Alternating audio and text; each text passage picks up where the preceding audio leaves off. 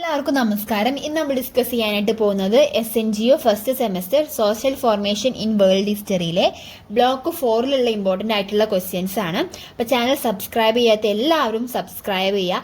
അതേപോലെ തന്നെ വീഡിയോ ഇഷ്ടമാണെന്നുണ്ടെങ്കിൽ ലൈക്കും ഷെയറും കമൻറ്റും ചെയ്യുക. അപ്പോൾ നമുക്ക് നേരെ വീഡിയോയിലോട്ട് പോവാം.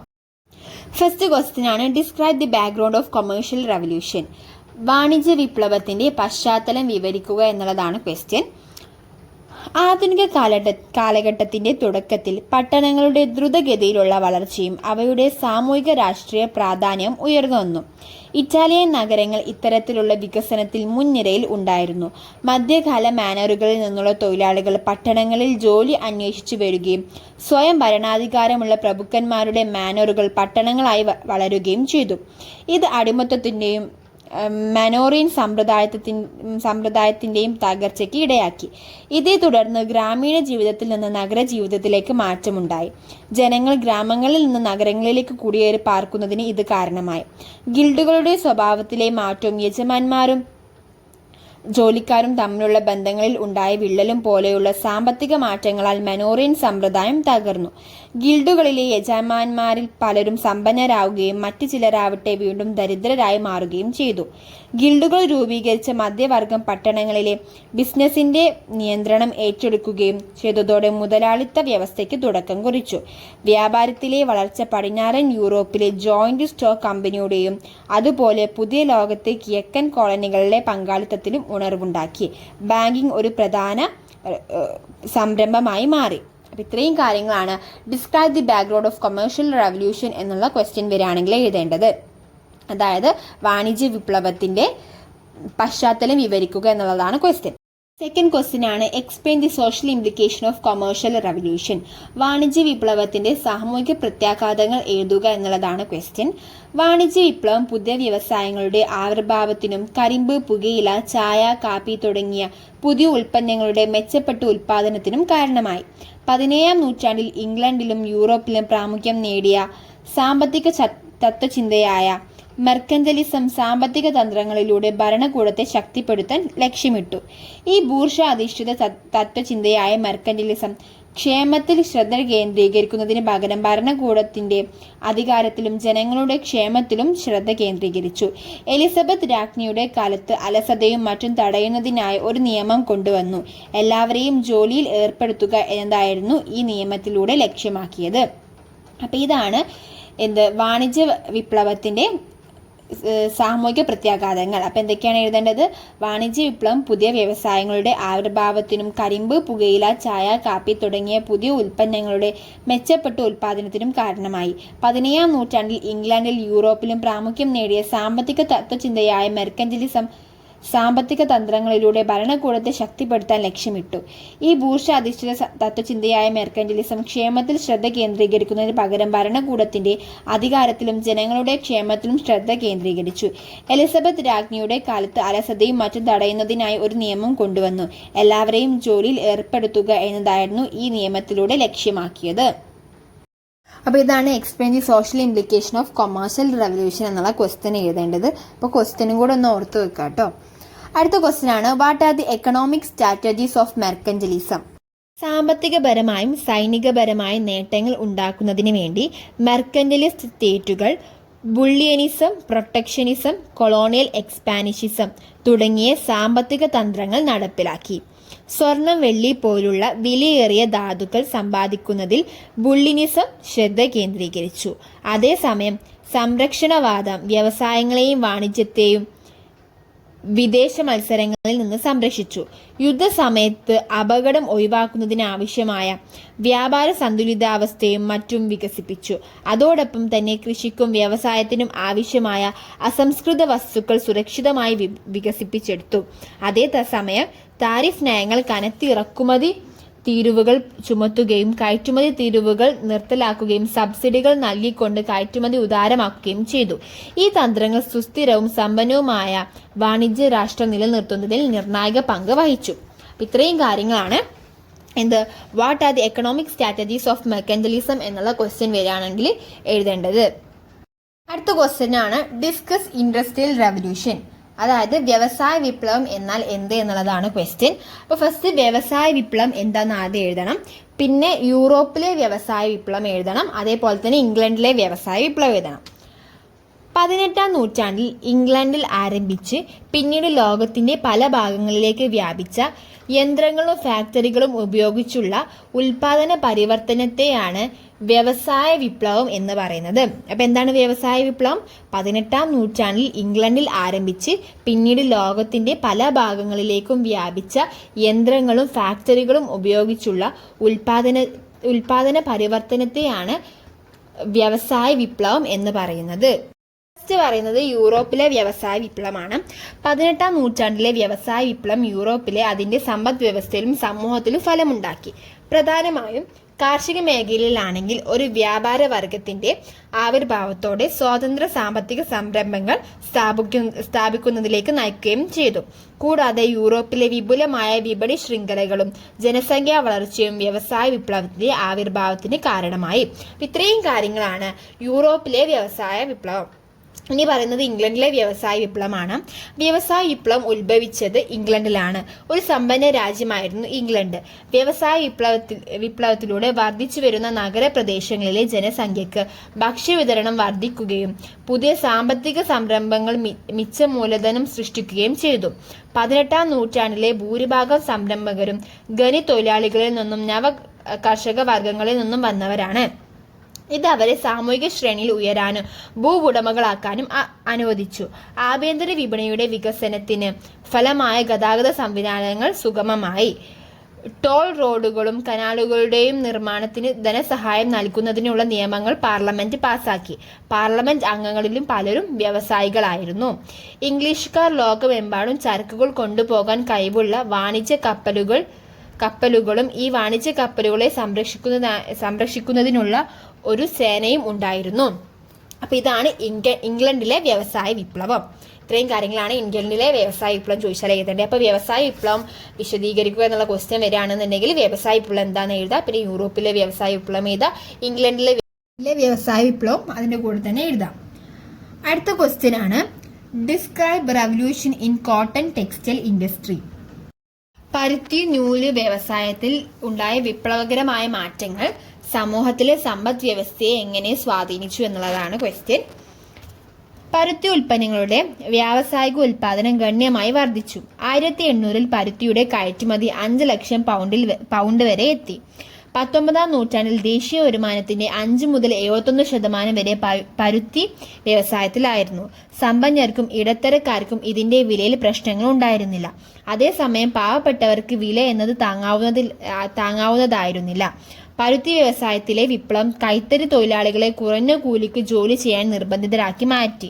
1830 ആയപ്പോഴേക്കും അവരുടെ വേതനം ആഴ്ചയിൽ 6 ഷില്ലിംഗായി കുറഞ്ഞു. ഇതാണ് describe the impact of revolution in cotton textile industry എന്നുള്ള ചോദ്യം ചോദിക്കുകയാണെങ്കിൽ എഴുതേണ്ടത്. Describe the revolution in iron and steel industry എന്നുള്ളതാണ് ക്വസ്റ്റ്യൻ. ഇരുമ്പുരുക്ക് വ്യവസായങ്ങളിൽ ഉണ്ടായ മാറ്റങ്ങൾ എഴുതുക എന്നുള്ളതാണ് ക്വസ്റ്റ്യൻ. 16ാം നൂറ്റാണ്ടിന്റെ മധ്യത്തിൽ ഇരുമ്പുരുക്ക് വ്യവസായത്തിൽ കാര്യമായ മാറ്റങ്ങൾ ഉണ്ടായി. ഉരുക്കിയ ലോഹത്തെ ചൂടാക്കാനായി മരത്തിന് പകരം കൽക്കരിയാണ് ഉപയോഗിച്ചിരുന്നത്. ബ്രിട്ടന്റെ സമൃദ്ധമായ കൽക്കരി വിതരണവും മെച്ചപ്പെട്ട ഗതാഗത വാർത്താവിനിമയ സൗകര്യങ്ങളും ഇതിന് സഹായിക്കുകയും ചെയ്തു. ഇരുമ്പിന്റെ ആവശ്യകത വർദ്ധിച്ചതോടെ വിവിധ സാധന സാമഗ്രികളുടെ ഇന്ധന ലാഭം കൈവരിക്കുകയും നല്ല നിലവാരമുള്ള ഇരുമ്പ് ഉൽപ്പാദിപ്പിക്കുകയും ചെയ്തു. 1814 ആയപ്പോഴേക്കും ഇരുമ്പ് കയറ്റുമതി ചെയ്തു. 1712-ൽ തോമസ് ന്യൂകമൻ രൂപകൽപ്പന ചെയ്ത സ്റ്റീം എഞ്ചിൻ ഇരുമ്പുരുക്ക് വ്യവസായത്തിലെ പ്രധാന നാഴികക്കല്ലായിരുന്നു. 1769-ൽ ജെയിംസ് വാട്ട് സ്റ്റീം എഞ്ചിനെ കൂടുതൽ ഇന്ധനക്ഷമതയുള്ളതാക്കി മാറ്റി. സാങ്കേതിക വിദ്യയിലെ യന്ത്രവൽക്കരണം തുണി വ്യവസായം, രാസവ്യവസായം, ഗ്ലാസ് നിർമ്മാണം തുടങ്ങിയ എല്ലാ വ്യവസായങ്ങളെയും ഗുണകരമായി ബാധിച്ചു. ഇതാണ് describe the revolution in iron and steel industry എന്നുള്ള ക്വസ്റ്റ്യൻ വരികയാണെങ്കിൽ എഴുതേണ്ടത്. നമുക്ക് അടുത്ത ക്വസ്റ്റ്യനിലേക്ക് പോവാം. What are the features of industrial revolution? വ്യവസായ വിപ്ലവത്തിന്റെ സവിശേഷതകൾ എഴുതുക എന്നുള്ളതാണ് ക്വസ്റ്റ്യൻ. മനുഷ്യ പ്രയത്നത്തിന് പകരം യന്ത്രങ്ങൾ ഉപയോഗിച്ചു. വീട്ടുവ്യവസായത്തിന് പകരം ഫാക്ടറി വ്യവസായം വികസിച്ചു. വലിയ തോതിൽ ഉൽപാദനം സാധ്യമായി. ഇരുമ്പുരുക്ക് വ്യവസായം അതിവേഗം ഉയർന്നു. പുതിയ യന്ത്രങ്ങളും സാങ്കേതിക വിദ്യയും വികസിച്ചു. ഇത്രയും കാര്യങ്ങളാണ് ഇൻഡസ്ട്രിയൽ റവല്യൂഷൻ്റെ സവിശേഷതകൾ. അതായത് വ്യവസായ വിപ്ലവത്തിൻ്റെ സവിശേഷതകൾ ഇത്രയും കാര്യങ്ങളാണ് കേട്ടോ. ഇനി അടുത്ത ക്വസ്റ്റ്യനിലേക്ക് പോവാം. What are the consequences of industrial revolution? വ്യവസായ വിപ്ലവത്തിൻ്റെ അനന്തരഫലങ്ങൾ എഴുതുക എന്നുള്ളതാണ് ക്വസ്റ്റ്യൻ. മുതലാളിത്ത സമ്പദ് വ്യവസ്ഥ ശക്തിപ്പെട്ടു. റെയിൽവേ, സ്റ്റീം കപ്പലുകൾ, റോഡുകൾ, ആശയവിനിമയ സംവിധാനങ്ങൾ മെച്ചപ്പെട്ടു. യന്ത്രങ്ങളുടെ സഹായത്തോടെ ഉൽപ്പാദനം വൻതോതിൽ വർദ്ധിച്ചു. തൊഴിൽ വർഗം രൂപപ്പെട്ടു. കുറഞ്ഞ വേതനം, ദീർഘനേരം ജോലി എന്നിവ വർദ്ധിച്ചു. ഇതാണ് വ്യവസായ വിപ്ലവത്തിന്റെ അനന്തരഫലങ്ങൾ. അതായത് what are the consequences of industrial revolution എന്നുള്ള ക്വസ്റ്റ്യൻ വരികയാണെങ്കിൽ ഈ കാര്യങ്ങളാണ് എഴുതേണ്ടത്. അപ്പോൾ ഇത്രയും കാര്യങ്ങളാണ് യൂണിറ്റ് 1-ലുള്ളത്. അതായത് ബ്ലോക്ക് 4 യൂണിറ്റ് 1-ലുള്ള ഇമ്പോർട്ടൻ്റ് ആയിട്ടുള്ള ക്വസ്റ്റ്യൻസ്. ഇനി നമുക്ക് യൂണിറ്റ് 2-ലേക്ക് പോകാം. ഇനി ഡിസ്കസ് ചെയ്യാനായിട്ട് പോകുന്നത് യൂണിറ്റ് 2-ലുള്ള ഇമ്പോർട്ടൻറ്റ് ക്വസ്റ്റ്യൻസ് ആണ്. ഫസ്റ്റ് ക്വസ്റ്റ്യൻ ആണ് വാട്ട് ഈസ് അർബണൈസേഷൻ? നഗരവൽക്കരണം എന്നാൽ എന്താണെന്നുള്ളതാണ് ക്വസ്റ്റ്യൻ. ഉയർന്ന കെട്ടിടങ്ങൾ, തിരക്കേറിയ തെരുവുകൾ, വൈവിധ്യമാർന്ന സംസ്കാരങ്ങൾ എന്നിവയിലുള്ള നഗരങ്ങളുടെ വളർച്ചയെയും പരിവർത്തനത്തെയും പ്രതിനിധീകരിക്കുന്ന ആധുനിക ലോകത്തിൻ്റെ ഹൃദയമിടിപ്പായാണ് നഗരവൽക്കരണത്തെ കണക്കാക്കുന്നത്. അപ്പം ഉയർന്ന കെട്ടിടങ്ങൾ, തിരക്കേറിയ തെരുവുകൾ, വൈവിധ്യമാർന്ന സംസ്കാരങ്ങൾ എന്നിവയിലുള്ള നഗരങ്ങളുടെ വളർച്ചയെയും പരിവർത്തനത്തെയും പ്രതിനിധീകരിക്കുന്ന ആധുനിക ലോകത്തിൻ്റെ ഹൃദയമിടിപ്പായാണ് നഗരവൽക്കരണത്തെ കണക്കാക്കുന്നത്. ഇനി പറയുന്നത് നഗരവൽക്കരണത്തിൻ്റെ സവിശേഷതകളാണ്. നഗരങ്ങളുടെ ചുറ്റുമുള്ള പ്രദേശങ്ങൾ നഗരത്തിൻ്റെ തന്നെ പരിധിക്കുള്ളിൽ ഉൾപ്പെടുന്നു. നഗരവും ചുറ്റുമുള്ള പ്രദേശവും തമ്മിലുള്ള തീവ്രമായ ആശയവിനിമയം നടക്കുന്നു. ഭൂമിയുടെ കർഷകേതര ഉപയോഗങ്ങളിൽ ഗണ്യമായ വർധനവ്. ഇത്രയും കാര്യങ്ങളാണ് നഗരവൽക്കരണത്തിൻ്റെ സവിശേഷതകൾ. അപ്പോൾ ഫസ്റ്റ് നഗരവൽക്കരണം എന്താണെന്നൊന്നും കൂടെ പറയാം. ഉയർന്ന കെട്ടിടങ്ങൾ, തിരക്കേറിയ തെരുവുകൾ, വൈവിധ്യമാർന്ന സംസ്കാരങ്ങൾ എന്നിവയിലുള്ള നഗരങ്ങളുടെ വളർച്ചയെയും പരിവർത്തനത്തെയും പ്രതിനിധീകരിക്കുന്ന ആധുനിക ലോകത്തിൻ്റെ ഹൃദയമിടിപ്പായാണ് നഗരവൽക്കരണത്തെ കണക്കാക്കുന്നത്. നഗരവൽക്കരണത്തിൻ്റെ സവിശേഷതകളാണ്. നഗരങ്ങളുടെ ചുറ്റുമുള്ള പ്രദേശങ്ങൾ നഗരത്തിൻ്റെ തന്നെ പരിധിക്കുള്ളിൽ ഉൾപ്പെടുന്നു. നഗരവും ചുറ്റുമുള്ള പ്രദേശവും തമ്മിലുള്ള തീവ്രമായ ആശയവിനിമയം. ഭൂമിയുടെ കർഷകേതര ഉപയോഗങ്ങളിൽ ഗണ്യമായ വർധനവ്. ഇത്രയും കാര്യങ്ങളാണ് നഗരവൽക്കരണത്തിന്റെ സവിശേഷതകൾ. അടുത്ത ക്വസ്റ്റ്യൻ ആണ് describe the cultural dimension of urbanisation. നഗരവൽക്കരണത്തിന്റെ സാംസ്കാരിക വശങ്ങളെ കുറിച്ച് വിശദീകരിക്കുക എന്നുള്ളതാണ് ക്വസ്റ്റ്യൻ.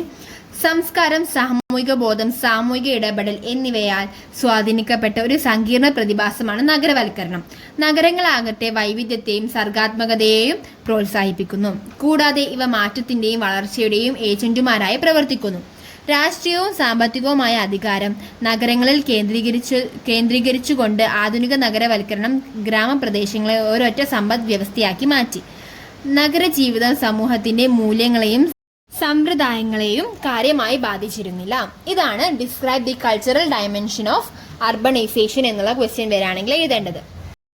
അടുത്ത ക്വസ്റ്റ്യൻ ആണ് urbanism is a product of industrial revolution. Explain എന്നുള്ളതാണ് ക്വസ്റ്റ്യൻ. നഗരവൽക്കരണം വ്യവസായ വിപ്ലവത്തിന്റെ ഫലമാണ്, വിശദീകരിക്കുക എന്നുള്ളതാണ്. വ്യവസായ വിപ്ലവം 18-ാം നൂറ്റാണ്ടിന്റെ അവസാനത്തോടെ യൂറോപ്പിൽ ആരംഭിച്ചു. ഇത് മനുഷ്യ ജീവിതത്തിലെ സാമ്പത്തിക, സാമൂഹിക, സാംസ്കാരിക മേഖലകളിൽ വലിയ മാറ്റങ്ങൾ സൃഷ്ടിച്ചു. ഈ വിപ്ലവത്തിന്റെ പ്രധാന ഫലങ്ങളിൽ ഒന്നാണ് നഗരവൽക്കരണം. വ്യവസായ വിപ്ലവത്തിന് മുമ്പ് മനുഷ്യർ കൂടുതലായി ഗ്രാമപ്രദേശങ്ങളിൽ താമസിച്ച് കൃഷിയെ ആശ്രയിച്ചായിരുന്നു ജീവിതം നയിച്ചിരുന്നത്. എന്നാൽ യന്ത്രവൽക്കരണവും ഫാക്ടറികളുടെ സ്ഥാപിതയും വന്നതോടെ തൊഴിൽ അവസരങ്ങൾ നഗരങ്ങളിൽ കേന്ദ്രീകൃതമായി. ഇതോടെ ഗ്രാമങ്ങളിൽ നിന്നുള്ള ജനങ്ങൾ കൂടുതൽ ജോലി സാധ്യതകൾക്കായി നഗരങ്ങളിലേക്ക് കുടിയേറാൻ തുടങ്ങി. ഫാക്ടറികൾ, റെയിൽവേ, റോഡുകൾ, വിപണികൾ തുടങ്ങിയ അടിസ്ഥാന സൗകര്യങ്ങളുടെ വികസനം നഗരങ്ങളുടെ വളർച്ചയെ വേഗത്തിലാക്കി. ഇതോടെ നഗരങ്ങൾ വ്യവസായ, വ്യാപാര കേന്ദ്രങ്ങളായി മാറി. ജനസംഖ്യ നഗരങ്ങളിൽ കൂടിയതോടെ താമസ സൗകര്യങ്ങൾ, വിദ്യാഭ്യാസം, ആരോഗ്യ സംരക്ഷണം തുടങ്ങിയ മേഖലകളിൽ വികസനം ഉണ്ടായി. അതേസമയം നഗരവൽക്കരണം ചില പ്രശ്നങ്ങൾ ഉണ്ടാക്കി. ജനസാന്ദ്രത വർദ്ധിച്ചതിനാൽ കുടിയേറ്റം, മലിനീകരണം, ദാരിദ്ര്യം, തൊഴിൽ പ്രശ്നങ്ങൾ എന്നിവ ഉയർന്നു. എന്നിരുന്നാലും നഗരവൽക്കരണം ആധുനിക സമൂഹത്തിന്റെ രൂപീകരണത്തിന് നിർണായക പങ്ക് വഹിച്ചു. അതിനാൽ വ്യവസായ വിപ്ലവം നഗരവൽക്കരണത്തിന് പ്രധാന കാരണമായിരുന്നു എന്ന് നിസ്സംശയം പറയാം. വ്യവസായങ്ങളുടെ വളർച്ചയും തൊഴിലവസരങ്ങളും മനുഷ്യരെ നഗരങ്ങളിലേക്ക് ആകർഷിച്ചതാണ് നഗരവൽക്കരണത്തിന്റെ പ്രധാന അടിസ്ഥാനം. ഇത്രയും കാര്യങ്ങളാണ് ഈ ഒരു ക്വസ്റ്റ്യൻ വരാണെങ്കിൽ എഴുതേണ്ടത്. Urbanism is a product of industrial revolution explain എന്നുള്ള ക്വസ്റ്റ്യൻ വരാണെങ്കിൽ എഴുതേണ്ടത്. ഞാൻ ഈ ക്വസ്റ്റ്യൻസിന്റെ ആൻസേഴ്സ് ഒക്കെ ഒരു പ്രാവശ്യം മാത്രമേ പറയുന്നുള്ളൂ. അപ്പം മനസ്സിലാവാത്തവരുണ്ടെങ്കിൽ പിന്നെയും റിപ്പീറ്റ് ചെയ്ത് കേട്ട് പഠിക്കാം കേട്ടോ. അടുത്ത ക്വസ്റ്റ്യൻ ആണ് explain the urban working class. നഗര തൊഴിലാളി വർഗത്തെക്കുറിച്ച് വിശദീകരിക്കുക എന്നുള്ളതാണ് ക്വസ്റ്റ്യൻ. അർബൻ വർക്കിംഗ് ക്ലാസ് എന്നത് നഗരങ്ങളിൽ താമസിച്ച് സേവന മേഖലയിൽ ജോലി ചെയ്ത് ജീവിതം നടത്തുന്ന തൊഴിലാളി വർഗത്തെ സൂചിപ്പിക്കുന്നു. ഇവർ സാധാരണയായി ഫാക്ടറികൾ, നിർമ്മാണ മേഖല, ഗതാഗതം, ഹോട്ടൽ, കടകൾ, ഓഫീസുകൾ തുടങ്ങിയ സ്ഥലങ്ങളിൽ ജോലി ചെയ്യുന്നവരാണ്. വ്യവസായ വിപ്ലവത്തിന് ശേഷം നഗരങ്ങളിൽ ഫാക്ടറികൾ വർദ്ധിച്ചതോടെ ഗ്രാമങ്ങളിൽ നിന്ന് നിരവധി പേർ ജോലി തേടി നഗരങ്ങളിലേക്ക് കുടിയേറി. ഇതോടെ നഗരങ്ങളിൽ ഒരു വലിയ തൊഴിലാളി വർഗം രൂപപ്പെട്ടു. ഇവർക്ക് സാധാരണയായി കുറഞ്ഞ വേതനം, നീണ്ട ജോലി സമയം, കുറവുള്ള ജീവിത സൗകര്യങ്ങൾ തുടങ്ങിയ പ്രശ്നങ്ങൾ ഉണ്ടായിരുന്നു. ഇനി പറയുന്നത് നഗര തൊഴിലാളി വർഗത്തിന്റെ പ്രധാന സവിശേഷതകളാണ്. തൊഴിലിടങ്ങളിൽ ആശ്രിത ജീവിതമായിരുന്നു. സാമ്പത്തിക പിന്നോക്കാവസ്ഥ ഉണ്ടായിരുന്നു. ദിവസവേതനത്തിലോ മാസവേതനത്തിലോ ആയിരുന്നു ജോലി ചെയ്തിരുന്നത്. ഇതാണ് നഗര തൊഴിലാളി വർഗത്തിന്റെ പ്രധാന സവിശേഷതകൾ. ഇതാണ് explain the urban working class എന്നുള്ള ക്വസ്റ്റ്യൻ വരികയാണെങ്കിൽ എഴുതേണ്ട കാര്യങ്ങൾ. ഈ ചാപ്റ്ററിൽ ഇത്രയും ക്വസ്റ്റ്യൻസ് മാത്രമേ ഉള്ളൂ, 5 ക്വസ്റ്റ്യൻസ് മാത്രമേ ഉള്ളൂ കേട്ടോ. ഇതാണ് ഇതിൽ ചാപ്റ്ററിൽ ഇമ്പോർട്ടൻ്റ് ആയിട്ടുള്ള ക്വസ്റ്റ്യൻസ്. ഇനി ഡിസ്കസ് ചെയ്യാനായിട്ട് പോകുന്നത് 5ാമത്തെ ക്വസ്റ്റ്യൻ ആണ്. Discuss the historical experience of urbanisation. നഗരവൽക്കരണത്തിന്റെ ചരിത്രപരമായ അനുഭവം വിശദീകരിക്കുക എന്നുള്ളതാണ് ക്വസ്റ്റ്യൻ. നഗരവൽക്കരണം മനുഷ്യ ചരിത്രത്തിലെ ഒരു പ്രധാന പ്രക്രിയയാണ്. വിവിധ കാലഘട്ടങ്ങളിൽ വ്യത്യസ്ത രൂപങ്ങളിലും വേഗതകളിലും ഇത് വികസിച്ചു. നഗരവൽക്കരണത്തിന്റെ ചരിത്രപരമായ അനുഭവം പരിശോധിക്കുമ്പോൾ പുരാതന കാലം മുതൽ ആധുനിക കാലം വരെ വലിയ മാറ്റങ്ങൾ കാണാം. പുരാതന കാലത്ത് നഗരങ്ങൾ പ്രധാനമായും നദീതടങ്ങളിൽ രൂപപ്പെട്ടു. ഇൻഡസ് വാലി സിവിലൈസേഷൻ പോലുള്ള സംസ്കാരങ്ങളിൽ പദ്ധതിപൂർവമായ നഗരവാസം, ഡ്രെയിനേജ് സംവിധാനം, വ്യാപാര കേന്ദ്രങ്ങൾ എന്നിവ ഉണ്ടായിരുന്നു. ഈ നഗരങ്ങൾ വ്യാപാരത്തിനും ഭരണത്തിനും കേന്ദ്രങ്ങളായിരുന്നു. മധ്യകാലഘട്ടത്തിൽ നഗരങ്ങളുടെ വളർച്ച വ്യാപാരവും രാജഭരണവും ചുറ്റിപ്പറ്റിയാണ് നടന്നത്. കോട്ടകൾ, വിപണികൾ, തുറമുഖങ്ങൾ എന്നിവ നഗരങ്ങളുടെ പ്രധാന സവിശേഷതകളായിരുന്നു. എന്നാൽ ജനസംഖ്യയും വികസനവും വളരെ നിയന്ത്രിതമായിരുന്നു. ആധുനിക കാലത്ത് പ്രത്യേകിച്ച് ഇൻഡസ്ട്രിയൽ റവല്യൂഷന് ശേഷം നഗരവൽക്കരണം അതിവേഗത്തിൽ വളർന്നു. ഫാക്ടറികളുടെ വളർച്ചയും തൊഴിൽ അവസരങ്ങൾ ഗ്രാമങ്ങളിൽ നിന്ന് നഗരങ്ങളിലേക്ക് വലിയ കുടിയേറ്റത്തിന് കാരണമായി. ഇതോടെ നഗരങ്ങൾ വേഗത്തിൽ വ്യാപിച്ചു. ഇത്രയും കാര്യങ്ങളാണ് discuss the historical experience of urbanisation, അതായത് നഗരവൽക്കരണത്തിന്റെ ചരിത്രപരമായ അനുഭവം വിശദീകരിക്കുക എന്നുള്ള ക്വസ്റ്റ്യൻ വരാണെങ്കിൽ എഴുതേണ്ടത്. ഇനി ഡിസ്കസ് ചെയ്യാനായിട്ട് പോകുന്നത് യൂണിറ്റ് 3ലുള്ള ഇമ്പോർട്ടൻ്റ് ആയിട്ടുള്ള ക്വസ്റ്റ്യൻസ് ആണ്. ഫസ്റ്റ് ക്വസ്റ്റ്യൻ ആണ് discuss the major approach to colonialism. കോളനിവൽക്കരണത്തിന്റെ അർത്ഥം വിശദീകരിക്കുക എന്നുള്ളതാണ് ക്വസ്റ്റ്യൻ. കോളനിവൽക്കരണം എന്നത് ശക്തമായ ഒരു രാജ്യം ദുർബലമായ മറ്റൊരു രാജ്യത്തെയോ പ്രദേശത്തെയോ തന്റെ അധീനതയിൽ ആക്കി അവിടെ രാഷ്ട്രീയ, സാമ്പത്തിക, സാമൂഹിക നിയന്ത്രണം സ്ഥാപിക്കുന്ന പ്രക്രിയയാണ്. ഈ പ്രക്രിയയിൽ അധീന രാജ്യങ്ങളുടെ പ്രകൃതി വിഭവങ്ങളും മനുഷ്യശ്രമവും കോളനി ശക്തികൾ അവരുടെ ലാഭത്തിനായി ഉപയോഗിക്കുന്നു. ചരിത്രത്തിൽ പ്രധാനമായും യൂറോപ്യൻ രാജ്യങ്ങൾ ആയ ബ്രിട്ടൻ, ഫ്രാൻസ്, പോർച്ചുഗൽ, നെതർലാൻഡ് എന്നിവ ഏഷ്യ, ആഫ്രിക്ക തുടങ്ങിയ പ്രദേശങ്ങളിൽ കോളനികൾ സ്ഥാപിച്ചു. ഇവർ വ്യാപാരത്തിന്റെയും വിഭവശേഖരണത്തിന്റെയും പേരിൽ ഈ പ്രദേശങ്ങളെ നിയന്ത്രിച്ചു. കോളനിവൽക്കരണത്തിന്റെ പ്രധാന സവിശേഷതകൾ സാമ്പത്തിക ചൂഷണം, രാഷ്ട്രീയ അധിനിവേശം, സാംസ്കാരിക സ്വാധീനം എന്നിവയാണ്. നാട്ടുകാരുടെ പരമ്പരാഗത വ്യവസ്ഥകൾ തകരുകയും വിദേശ ഭരണരീതിയും ഭാഷയും സംസ്കാരവും പ്രാബല്യത്തിൽ വരികയും ചെയ്തു. അതേസമയം കോളനിവൽക്കരണം ചില അടിസ്ഥാന സൗകര്യ വികസനങ്ങൾക്കും കാരണമായി. ഉദാഹരണത്തിന് റെയിൽവേ, റോഡുകൾ, വിദ്യാഭ്യാസ സംവിധാനങ്ങൾ എന്നിവ. എന്നാൽ ഇതിന്റെ പ്രധാന ലക്ഷ്യം കോളനി ശക്തികളുടെ ലാഭമായിരുന്നു. ഇതാണ് കോളനിവൽക്കരണത്തിന്റെ അർത്ഥം വിശദീകരിക്കുക എന്നുള്ള ക്വസ്റ്റ്യൻ വരികയാണെങ്കിൽ എഴുതേണ്ടത്.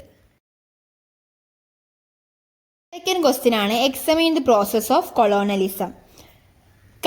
കോളനിവൽക്കരണത്തിന്റെ പ്രക്രിയ വിശദീകരിക്കുക എന്നുള്ളതാണ് ക്വസ്റ്റ്യൻ. കോളനിവൽക്കരണം ഒരു ഘട്ടങ്ങളിലൂടെ മുന്നേറുന്ന പ്രക്രിയയാണ്. ശക്തമായ രാജ്യങ്ങൾ ദുർബലമായ പ്രദേശങ്ങളെ കീഴടക്കി അവരുടെ സാമ്പത്തിക, രാഷ്ട്രീയ, സാമൂഹിക നിയന്ത്രണം സ്ഥാപിക്കുന്നതാണ് ഇതിന്റെ അടിസ്ഥാന ലക്ഷ്യം. ആദ്യ വ്യാപാരത്തിന്റെ പേരിൽ യൂറോപ്യൻ ശക്തികൾ പുതിയ പ്രദേശങ്ങളിലേക്ക് പ്രവേശിച്ചു. വ്യാപാര കേന്ദ്രങ്ങൾ സ്ഥാപിക്കുകയും നാട്ടുകാരുമായി ബന്ധം സ്ഥാപിക്കുകയും ചെയ്തു. തുടർന്ന് അവർ അവരുടെ സൈനിക ശക്തിയും രാഷ്ട്രീയ സ്വാധീനവും ഉപയോഗിച്ച് ആ പ്രദേശങ്ങളിൽ നിയന്ത്രണം വർദ്ധിപ്പിച്ചു. അടുത്ത ഘട്ടത്തിൽ ഭരണ സംവിധാനങ്ങൾ സ്ഥാപിച്ചു. നാട്ടിലെ ഭരണരീതികളെ മാറ്റി കോളനി ഭരണ സംവിധാനം നടപ്പിലാക്കി. ഭൂമിയുടെ ഉടമസ്ഥാവകാശം, നികുതി സംവിധാനം, നിയമങ്ങൾ എന്നിവ കോളനി ശക്തികളുടെ താൽപ്പര്യങ്ങൾക്ക് അനുസരിച്ച് മാറ്റി.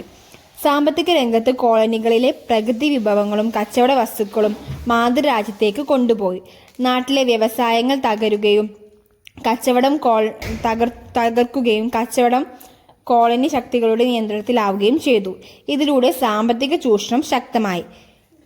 അവസാനമായി കോളനിവൽക്കരണത്തിനെതിരെ പ്രതിരോധവും സ്വാതന്ത്ര്യ സമരവും ഉയർന്നു. ഇതിലൂടെ പല രാജ്യങ്ങളും സ്വാതന്ത്ര്യം നേടി. ഇത്രയും കാര്യങ്ങളാണ് കോളനിവൽക്കരണത്തിന്റെ പ്രക്രിയ വിശദീകരിക്കുക എന്നുള്ള ക്വസ്റ്റ്യൻ വരികയാണെങ്കിൽ എഴുതേണ്ടത്. അതായത് examine the process of colonialism. അടുത്ത ക്വസ്റ്റ്യൻ ആണ്, how did religious proselytisation influence the growth of colonialism? മതശക്തികൾ കോളനിവൽക്കരണത്തിന്റെ വളർച്ചയെ എങ്ങനെ സ്വാധീനിച്ചു എന്നുള്ളതാണ് ക്വസ്റ്റ്യൻ. കോളനിവൽക്കരണത്തിന്റെ വളർച്ചയിൽ മതശക്തികൾ പ്രധാന പങ്ക് വഹിച്ചു. യൂറോപ്യൻ രാജ്യങ്ങൾ അവരുടെ സാമ്രാജ്യം വിപുലീകരിക്കുന്നതിനൊപ്പം അവരുടെ മതവും പ്രചരിപ്പിക്കാൻ ശ്രമിച്ചു. പ്രത്യേകിച്ച് ക്രിസ്ത്യൻ മിഷനറിമാർ ഏഷ്യ, ആഫ്രിക്ക, അമേരിക്ക തുടങ്ങിയ പ്രദേശങ്ങളിൽ എത്തി നാട്ടുകാരെ ക്രിസ്തു മതത്തിലേക്ക് മാറ്റാൻ ശ്രമിച്ചു. മതപ്രചാരണം കോളനിവൽക്കരണത്തിന് ഒരു ന്യായീകരണമായും ഉപയോഗിച്ചു. യൂറോപ്യന്മാർ അവരുടെ പ്രവർത്തനങ്ങളെ സംസ്കാരവൽക്കരണ ദൗത്യം എന്ന പേരിൽ അവതരിപ്പിച്ചു. പിന്നാക്ക സമൂഹങ്ങളെ സാംസ്കാരികമായി ഉയർത്തുക എന്ന പേരിൽ അവർ അധീനത സ്ഥാപിച്ചു. മിഷനറിമാർ വിദ്യാഭ്യാസം, ആരോഗ്യ സംരക്ഷണം എന്നിവയിൽ സംഭാവനകൾ നൽകിയെങ്കിലും അതിലൂടെ യൂറോപ്യൻ സംസ്കാരവും മൂല്യങ്ങളും വ്യാപിച്ചു. ഇതിലൂടെ നാട്ടുകാരുടെ ഭാഷ, സംസ്കാരം, വിശ്വാസങ്ങൾ എന്നിവയിൽ മാറ്റങ്ങളുണ്ടായി. അതേസമയം ചിലപ്പോൾ മതം കോളനിവൽക്കരണത്തിനെതിരെ പ്രതിരോധത്തിനും കാരണമായി. നാട്ടുകാർ അവരുടെ മതവും സംസ്കാരവും സംരക്ഷിക്കാൻ ശ്രമിക്കുകയും അതിലൂടെ ദേശീയബോധം വളരുകയും ചെയ്തു. ഇതാണ് ഈ ഒരു ക്വസ്റ്റ്യൻ വരാണെങ്കിൽ എഴുതേണ്ടത്. Discuss the evolution of colonialism. കോളനിവൽക്കരണത്തിന്റെ പരിണാമം വിശദീകരിക്കുക എന്നുള്ളതാണ് ക്വസ്റ്റ്യൻ. കോളനിവൽക്കരണം ഒരേ രീതിയിൽ നിലനിന്ന ഒന്നല്ല. അത് വിവിധ ഘട്ടങ്ങളിലൂടെ വികസിച്ച്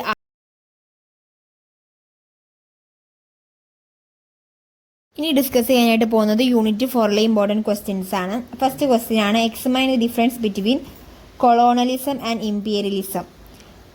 കോളനിവൽക്കരണവും സാമ്രാജ്യത്വവും തമ്മിലുള്ള വ്യത്യാസം എന്താണെന്നുള്ളതാണ് ക്വസ്റ്റ്യൻ. കോളനിവൽക്കരണവും സാമ്രാജ്യത്വവും തമ്മിൽ അടുത്ത ബന്ധമുണ്ടെങ്കിലും അവ തമ്മിൽ വ്യത്യാസങ്ങളുണ്ട്. സാമ്രാജ്യത്വം എന്നത് ഒരു രാജ്യത്തിന്റെ ശക്തിയും സ്വാധീനവും മറ്റ് രാജ്യങ്ങളിലേക്കോ പ്രദേശങ്ങളിലേക്കോ വ്യാപിക്കുന്ന വിശാലമായ ആശയമാണ്. ഇത് രാഷ്ട്രീയ, സാമ്പത്തിക, സൈനിക, സാംസ്കാരിക മേഖലകളിൽ ആധിപത്യം സ്ഥാപിക്കുന്നതിനെ സൂചിപ്പിക്കുന്നു. അതേസമയം കോളനിവൽക്കരണം സാമ്രാജ്യത്വത്തിന്റെ ഒരു പ്രത്യേക രൂപമാണ്. ഇതിൽ ശക്തമായ ഒരു രാജ്യം ദുർബലമായ പ്രദേശങ്ങളിൽ നേരിട്ടുള്ള നിയന്ത്രണം സ്ഥാപിച്ച് അവിടേക്ക് സ്വന്തം ജനങ്ങളെ കുടിയേൽപ്പിക്കുകയും ഭരണ സംവിധാനം നടപ്പിലാക്കുകയും ചെയ്യുന്നു. അതായത് കോളനി സ്ഥാപിക്കൽ എന്നതാണ് കോളനിവൽക്കരണത്തിന്റെ പ്രധാന സവിശേഷത. അപ്പോൾ ഇതാണ് കോളനിവൽക്കരണവും സാമ്രാജ്യത്വവും തമ്മിലുള്ള വ്യത്യാസം. അടുത്ത ക്വസ്റ്റ്യൻ ആണ്, ഡിഫൈൻ ഇംപീരിയലിസം. സാമ്രാജ്യത്വം എന്നാൽ എന്ത് എന്നുള്ളതാണ് ക്വസ്റ്റ്യൻ. ഒരു രാജ്യം മറ്റൊരു രാജ്യത്തെ നിയന്ത്രിച്ച് തൻ്റെ ശക്തിയും സമ്പത്തും വർദ്ധിപ്പിക്കുന്നതിനെയാണ് സാമ്രാജ്യത്വം എന്ന് പറയുന്നത്. ഒരു രാജ്യം മറ്റൊരു രാജ്യത്തെ നിയന്ത്രിച്ച് തൻ്റെ ശക്തിയും സമ്പത്തും വർദ്ധിപ്പിക്കുന്നതിനെയാണ് സാമ്രാജ്യത്വം എന്ന് പറയുന്നത്. അതായത് ഡിഫൈൻ ഇംപീരിയലിസം എന്നുള്ള ക്വസ്റ്റ്യൻ വരികയാണെങ്കിൽ, സാമ്രാജ്യത്വം എന്നാൽ എന്ത് എന്നുള്ള ക്വസ്റ്റ്യൻ വരികയാണെങ്കിൽ ഈ ഒരു ആൻസറാണ് എഴുതേണ്ടത്. ഇനി അടുത്ത ക്വസ്റ്റ്യനിലേക്ക് പോവാം. Write a basic characteristics of imperialism. സാമ്രാജ്യത്വത്തിന്റെ സവിശേഷതകൾ എഴുതുക എന്നുള്ളതാണ് ക്വസ്റ്റ്യൻ. രാജ്യാതിർത്തിക്കപ്പുറം അധികാരം വ്യാപിപ്പിക്കൽ, വിഭവങ്ങളും വിപണികളും നിയന്ത്രിക്കൽ, നേരിട്ടോ പരോക്ഷമായോ ഉള്ള നിയന്ത്രണം, സാമ്പത്തികവും രാഷ്ട്രീയവുമായ ലക്ഷ്യമാണ് പ്രധാനം. ഇത്രയും കാര്യങ്ങളാണ് രാജ്യാതിർത്തിക്കപ്പുറം അധികാരം വ്യാപിപ്പിക്കൽ, വിഭവങ്ങളും വിപണികളും നിയന്ത്രിക്കൽ, നേരിട്ടോ പരോക്ഷമായുള്ള നിയന്ത്രണം, സാമ്പത്തികവും രാഷ്ട്രീയവുമായ ലക്ഷ്യങ്ങളാണ് പ്രധാനം. അടുത്ത ക്വസ്റ്റ്യൻ ആണ് write short note in evolution of imperialism. സാമ്രാജ്യത്വത്തിൻ്റെ വികാസത്തെക്കുറിച്ച് ഒരു ഷോർട്ട് നോട്ട് എഴുതാനാണ് ചോദിച്ചിട്ടുള്ളത്. സാമ്രാജ്യത്തിൻ്റെ വികാസം എന്നത് ശക്തമായ രാജ്യങ്ങൾ മറ്റു പ്രദേശങ്ങളിലേക്ക് അവരുടെ അധികാരവും സ്വാധീനവും വ്യാപിപ്പിച്ച രീതിയുടെ ചരിത്രപരമായ വളർച്ചയാണ്. 15-ാം നൂറ്റാണ്ടിൽ യൂറോപ്യൻ രാജ്യങ്ങൾ വ്യാപാരത്തിനും സമ്പാദ്യത്തിനുമായി പുതിയ ഭൂഖണ്ഡങ്ങൾ കണ്ടെത്തിയതോടെ സാമ്രാജ്യത്വം ആരംഭിച്ചു. തുടർന്ന് വ്യവസായ വിപ്ലവത്തിൻ്റെ കാലത്ത് അസംസ്കൃത വസ്തുക്കളും വിപണികളും കണ്ടെത്താനുള്ള ആവശ്യം മൂലം സാമ്രാജ്യത്വം കൂടുതൽ ശക്തമായി. ഇതിൻ്റെ ഫലമായി ആഫ്രിക്കയിലും ഏഷ്യയിലും യൂറോപ്യൻ ശക്തികൾ ശക്തമായ നിയന്ത്രണം സ്ഥാപിച്ചു. 20-ാം നൂറ്റാണ്ടിൽ ലോകയുദ്ധങ്ങൾക്കും ദേശീയതയുടെ ഉയർച്ചയ്ക്കും പിന്നാലെ കോളനികൾ സ്വാതന്ത്ര്യം നേടി. ഇതോടെ പരമ്പരാഗത സാമ്രാജ്യത്വം ക്രമേണ ക്ഷയിച്ചു.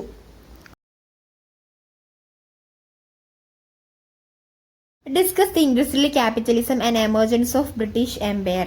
വ്യവസായ മുതലാളിത്തവും ബ്രിട്ടീഷ് സാമ്രാജ്യത്തിൻ്റെ ഉദയത്തെക്കുറിച്ചും ഒരു നോട്ട് വിവരിക്കാനാണ് ചോദിച്ചിട്ടുള്ളത്.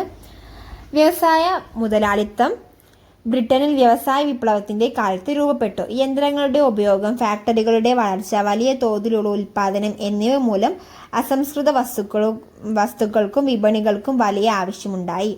ഈ ആവശ്യങ്ങൾ നിറവേറ്റുന്നതിനായി ബ്രിട്ടൻ വിദേശ രാജ്യങ്ങളിലേക്ക് വ്യാപിപ്പിച്ചു. ഇന്ത്യ പോലുള്ള പ്രദേശങ്ങളിൽ ബ്രിട്ടീഷ് ഈസ്റ്റ് ഇന്ത്യ കമ്പനി പോലുള്ള സ്ഥാപനങ്ങളിലൂടെ വ്യാപാരം ആരംഭിച്ച് പിന്നീട് രാഷ്ട്രീയ നിയന്ത്രണവും സ്ഥാപിച്ചു. കോളനികൾ ബ്രിട്ടനു വില കുറഞ്ഞ അസംസ്കൃത വസ്തുക്കൾ നൽകുകയും ബ്രിട്ടീഷ് ഉൽപ്പന്നങ്ങൾ വിറ്റയക്കാനുള്ള വിപണിയായി മാറുകയും ചെയ്തു. കൂടാതെ റെയിൽവേ, സ്റ്റീം ഷിപ്പുകൾ, ടെലിഗ്രാഫ് എന്നിവ പോലുള്ള ഗതാഗത സമ്പർക്ക സംവിധാനങ്ങൾ വികസിച്ചതോടെ ബ്രിട്ടൻ തൻ്റെ കോളനികളെ കൂടുതൽ എളുപ്പത്തിൽ നിയന്ത്രിക്കാൻ സാധിച്ചു. വ്യവസായ ലാഭം കോളനികളിൽ നിക്ഷേപിച്ച് ഭരണവും വ്യാപാരവും ശക്തിപ്പെടുത്തുകയും ചെയ്തു. ഇതിനാൽ വ്യവസായ മുതലാളിത്തവും ബ്രിട്ടീഷ് സാമ്രാജ്യത്തിൻ്റെ ഉദയവും തമ്മിൽ അടുത്ത ബന്ധമുണ്ട്. അസംസ്കൃത വസ്തുക്കൾ, വിപണികൾ, നിക്ഷേപ സാധ്യതകൾ എന്നിവയുടെ ആവശ്യം ബ്രിട്ടനെ ലോകത്തിലെ വലിയ സാമ്രാജ്യമാക്കി മാറ്റി. ക്വസ്റ്റ്യൻ ആണ് എക്സാമിൻ ദി അമേരിക്കൻ ഇമ്പീരിയലിസം. അമേരിക്കയുടെ സാമ്രാജ്യത്വത്തെക്കുറിച്ച് വിശദീകരിക്കുക എന്നുള്ളതാണ് ക്വസ്റ്റ്യൻ. അമേരിക്കൻ സാമ്രാജ്യത്വം എന്നത് US തൻ്റെ രാഷ്ട്രീയ, സാമ്പത്തിക, സൈനിക ശക്തി ഉപയോഗിച്ച് മറ്റു രാജ്യങ്ങളിലേക്കും പ്രദേശങ്ങളിലേക്കും സ്വാധീനം വ്യാപിപ്പിച്ചതിനെയാണ് സൂചിപ്പിക്കുന്നത്. ഇത് പ്രധാനമായും 19-ാം നൂറ്റാണ്ടിൻ്റെ അവസാനത്തിലും 20-ാം നൂറ്റാണ്ടിൻ്റെ ആരംഭത്തിലും ശക്തമായി വികസിച്ചു. പനാമ കനൽ നിർമ്മാണം അമേരിക്കയുടെ വ്യാപാരത്തിനും സൈനിക നിയന്ത്രണത്തിനും വലിയ പ്രാധാന്യം നൽകി. അമേരിക്കൻ സാമ്രാജ്യത്വം നേരിട്ടുള്ള ഭരണത്തിലൂടെ മാത്രമല്ല, സാമ്പത്തിക നിയന്ത്രണം, രാഷ്ട്രീയ ഇടപെടൽ, സാംസ്കാരിക സ്വാധീനം എന്നിവ വഴിയും നടന്നു. ലാറ്റിൻ അമേരിക്കൻ രാജ്യങ്ങളിൽ അമേരിക്കയുടെ ശക്തമായ സ്വാധീനം ഇതിന് ഉദാഹരണമാണ്. കൂടാതെ 1898-ലെ സ്പാനിഷ് അമേരിക്കൻ യുദ്ധത്തിന് ശേഷം അമേരിക്ക ഫിലിപ്പീൻസ്, ബ്യൂട്ടോറിക്കോ തുടങ്ങിയ പ്രദേശങ്ങൾ സ്വന്തമാക്കി. ഇതിലൂടെ അമേരിക്ക ഒരു പ്രധാന സാമ്രാജ്യത്വ ശക്തിയായി മാറി. ഇത്രയും കാര്യങ്ങളാണ് എക്സാമിൻ ദ അമേരിക്കൻ ഇമ്പീരിയലിസം, അമേരിക്കയുടെ സാമ്രാജ്യത്വത്തെക്കുറിച്ച് വിശദീകരിക്കുക എന്നുള്ള ക്വസ്റ്റ്യൻ വരാണെങ്കിൽ എഴുതേണ്ടത്. ലാസ്റ്റ് ക്വസ്റ്റ്യൻ ആണ് analyse the rise of Japan as an imperialist power എന്നുള്ളതാണ്. ജപ്പാൻ ഒരു സാമ്രാജ്യത്വ ശക്തിയായി ഉയർന്നു വന്നത് വിശകലനം ചെയ്യുക എന്നുള്ളതാണ് ക്വസ്റ്റ്യൻ. ജപ്പാൻ ഒരു സാമ്രാജ്യത്വ ശക്തിയായി ഉയർന്നത് 19-ാം നൂറ്റാണ്ടിൻ്റെ അവസാനത്തിലും 20-ാം നൂറ്റാണ്ടിൻ്റെ ആരംഭത്തിലും നടന്ന വലിയ മാറ്റങ്ങളുടെ ഫലമായായിരുന്നു. ഇതിന് പ്രധാന കാരണം മെയ്ജി പുനഃസ്ഥാപനമായിരുന്നു. ഈ കാലഘട്ടത്തിൽ ജപ്പാൻ പാശ്ചാത്യ രാജ്യങ്ങളുടെ മാതൃകയിൽ വ്യവസായവൽക്കരണം, സൈനിക നവീകരണം, വിദ്യാഭ്യാസ വികസനം എന്നിവ നടപ്പിലാക്കി. ജപ്പാന്റെ സാമ്രാജ്യത്വ ഉയർച്ചയിൽ സൈനിക ശക്തി നിർണായക പങ്ക് വഹിച്ചു. 1894-95 ചൈന ജപ്പാൻ യുദ്ധത്തിൽ ജപ്പാൻ വിജയം നേടി കൊറിയയിലും തായ്വാനിലും സ്വാധീനം നേടി. തുടർന്ന് 1904-05 റഷ്യ ജപ്പാൻ യുദ്ധത്തിൽ ജപ്പാൻ വിജയത്തോടെ ലോക ശക്തികളിൽ ഒന്നായി ഉയർന്നു. ഇതൊരു ഏഷ്യൻ രാജ്യം യൂറോപ്യൻ ശക്തിയെ തോൽപ്പിച്ച ആദ്യ സംഭവമായിരുന്നു. സാമ്പത്തിക ആവശ്യങ്ങളും ജപ്പാന്റെ വ്യാപനത്തിന് കാരണമായി. വ്യവസായങ്ങൾക്ക് ആവശ്യമായ അസംസ്കൃത വസ്തുക്കളും പുതിയ വിപണികളും കണ്ടെത്താൻ ജപ്പാൻ കൊറിയ, മാഞ്ചൂരിയ തുടങ്ങിയ പ്രദേശങ്ങളിലേക്ക് വ്യാപിച്ചു. കൂടാതെ ദേശീയതയും സൈനികതയും ജപ്പാന്റെ വിദേശ നയത്തെ ശക്തമായി സ്വാധീനിച്ചു. ഇത്രയും ക്വസ്റ്റ്യൻസ് ആണ് ബ്ലോക്ക് 4 ഇമ്പോർട്ടൻ്റ് ആയിട്ടുള്ള ക്വസ്റ്റ്യൻസ്. അപ്പോൾ ചാനൽ സബ്സ്ക്രൈബ് ചെയ്യാത്ത എല്ലാവരും മറക്കാതെ സബ്സ്ക്രൈബ് ചെയ്യുക. അതേപോലെ തന്നെ വീഡിയോ ഇഷ്ടമാണെന്നുണ്ടെങ്കിൽ ലൈക്ക്, ഷെയർ, കമൻറ്റ് എല്ലാം ചെയ്യുക.